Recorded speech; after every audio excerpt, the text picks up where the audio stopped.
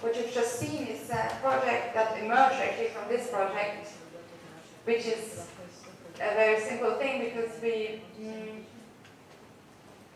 every Tuesday evening, after we wrote the manifesto, we thought, let's come together and continue and make small exercises or mini workshops with the four of us on my kitchen table that to rehearse a little bit within this kind of thinking. So we made also a poster series where every week somebody else of us four had to think of a set of rules and then we would draw that. And the only constraint was that we had to execute it on one evening at my table. And then also what was fixed was the color. I always have blue. Jonathan always has black, the other green. So everybody has its fixed color. And we have our fixed position at the table. So there are certain, that's also nice things that you cannot change. And then we photograph it from up. So you see how it emerges.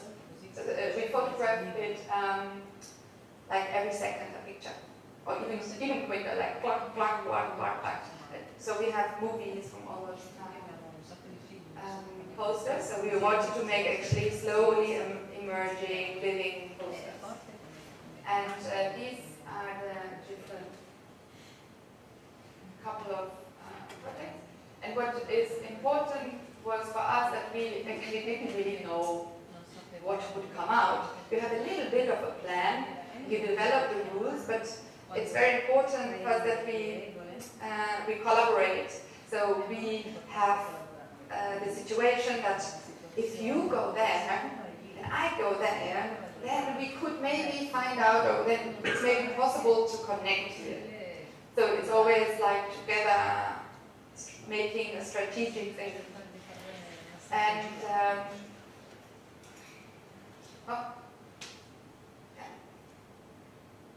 sometimes the rules are very complex and sometimes very simple.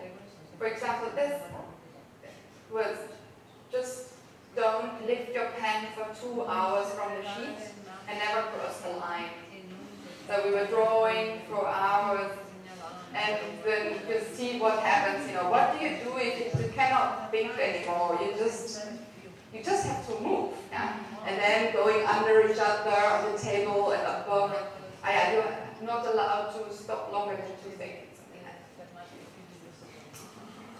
that. And this one was also very simple. That instruction was cover. We were blindfolded, and we had to cover the whole poster each with their own color. So you don't really know. So you had to find assistant blind that you know that you have been there at that part of the poster and so on. Until we thought, okay, we're through. You felt it even because the paper, you would touch it all the time, would get softer and wetter, and then okay, and it's covered. And that one was even distribution. You don't see it well. We always had to place a dot and in rounds and look that it's evenly distributed. And here that's more complicated. I don't explain now. And I see one movie to show how they look then of the hatching poster, which is each color got a angle assigned. For example, red has between 0 and 45 degrees that it was allowed to draw. And the other color had 45 till 90 degrees. And the third color had between 90 and 135, and the last color, the last part. So you had to place a dot, connect it to another dot when it was your turn. We always play the turns. And connect it to another dot, but only if it's in the range of your degrees, if it's in your possible range. And then connect it to another line, possibly already connected dot. So the goal was to hatch a field with your color in the direction of the line you placed. Whatever.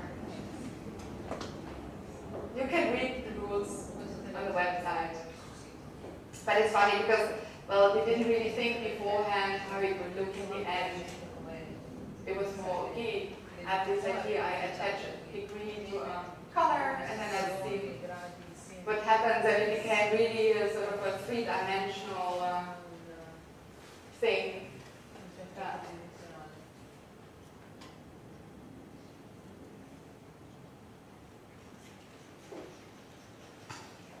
The idea was to exhibit this series. We have like 13 now posters. Well, not the originals, but to exhibit the movies in the size of a real poster, 100 by 70 by 100, projected, but we haven't done it yet. I can imagine that it's very nice to see all those movements of actions, of making it next to each other. And we have really high quality movies, and it's really